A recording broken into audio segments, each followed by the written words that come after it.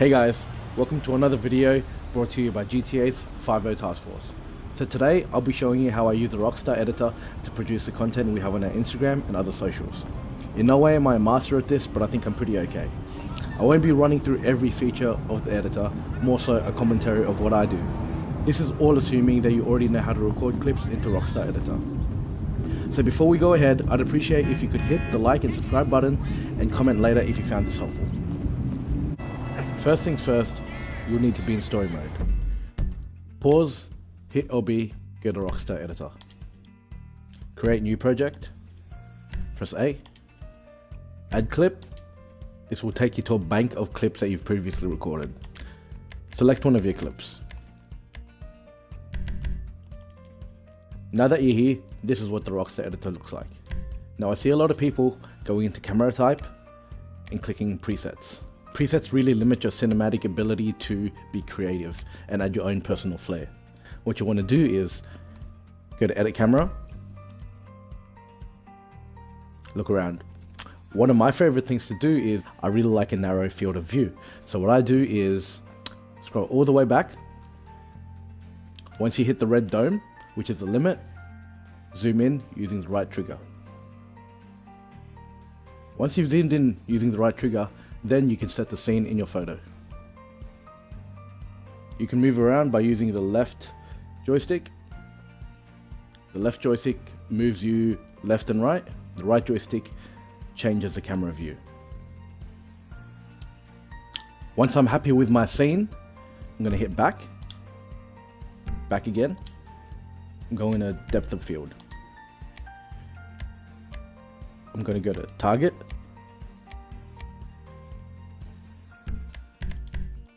And depending who you're targeting, that's who you pick. I'll pick player. Zoom back in. You might not see the difference going back to depth of field, going from custom to none. Custom to none. Now if you look at the background, when you provide a depth of field, it creates a good separation between the main characters or the subject of your photo to the background. Now, once your depth of field is completed, hit the right joystick, screenshot. That's all there is to it. What I see a lot of people do is this. They try to be too creative and warp the camera angles. So what I'm going to do right now is, actually I'll reset it. So what I'll do right now is, this is the scene that I've created. I'm going to hit LT. This zooms me all the way back. Now, for some reason, a lot of people that I see have a habit of zooming all the way back and creating this warped, distorted GoPro-like wide angle lens effect. It's great when you're shooting landscapes like this. Looks amazing. However, when you're shooting people, especially with other props like vehicles, it does not look good. Depending on the distance of the camera to the person, it does change a lot. As you can see the plane right now, that's not what a plane's supposed to look like. You can see how really distorted the car is. As you can see here as well. If you use that method that I did, by using a narrow field of view, you won't need to worry too much about the background. You just need to worry about the people, and the background will then naturally set a scene. So now that photo's done, let's look for another shot.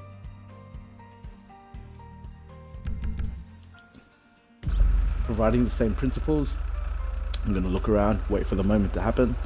If it's too slow, I'll fast forward. I think I found one. As you can see now, it's blurry. This is because I have not yet reset the depth of field. It's still focusing on this character, as you can see there. So depth of field, focus.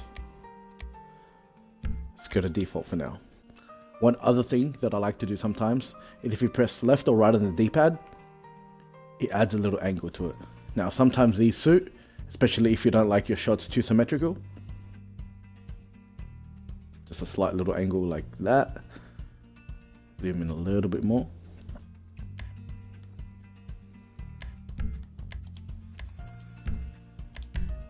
Depth of field again. Now, once you've got your shot, you may have to zoom out.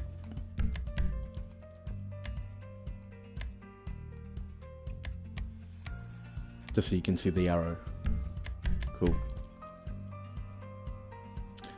So this shot is obviously focusing on the person in the foreground, not so much in the background, but the background person does provide a nice scenery. Again, right on the joystick, screenshot. Now if it's a group shot, let's just say if I wanted the person to get in the background, depth of field, I would probably just stick with default. That's fine, screenshot it there. Now, let's look for another scene. Press Y to delete from the timeline. Add clip again. Now go through your menu.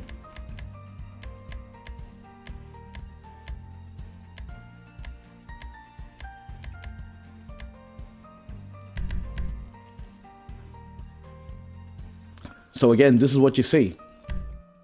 Go to camera. Go to free camera, go to edit camera. All the way back till you hit the red dome. Zoom all the way in using the right trigger.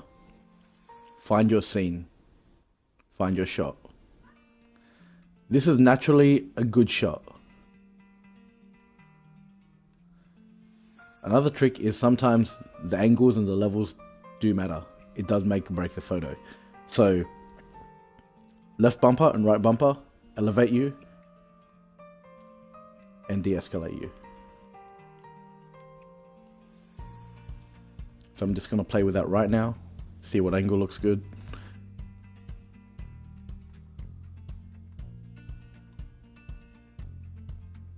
I like that angle. So again, actually before I screenshot that, one thing I like to make sure is I like to make sure that everybody looks busy or everybody looks like they're doing something, so it's not just standing around. So I'm going to slowly scrub. Yep.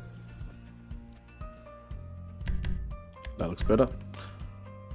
So I didn't get everybody to exactly do what I wanted, but at least I got one less person standing around. So from here, screenshot. Now, just an example of how many shots you can get from the one scene. I'm just going to change my angles.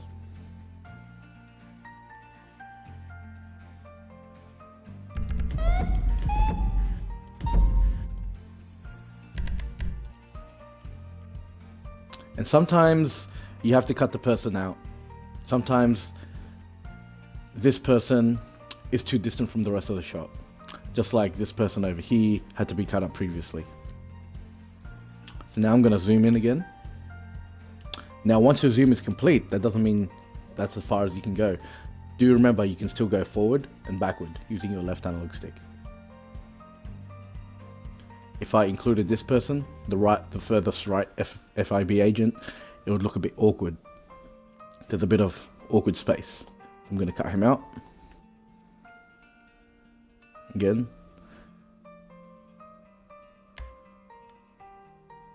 And screenshot. So that's two angles out of the same photo. So now, one thing I do like to do is just scroll around. Sometimes you don't exactly know what you want to look for until you find it. Alright. I like this shot. Sirens are on. He's ready to move out. We've got some FIB agents in the background. So one thing you don't want to do is when you are taking photos, you don't want to make it look like one person has two heads. Whilst we're there, you don't want to look like a person has a pole sticking out of their head. Always be wary of that, because sometimes it does look super awkward when you've got, this is a prime example of both of them at once. Person with two heads with a pole sticking out. Anyway, so I'm gonna zoom all the way in. Again, switching your levels, checking which angle looks good. I don't want to put too much focus on the FIB agent, so I'm going to allow him to take up a lot of the frame. Hit back. Let's go back to depth of field. Go back to custom. Target. He must be player 3. Let me just double check that. He's player 6. Now once that depth of field is set, finalize your angles, finalize your shot.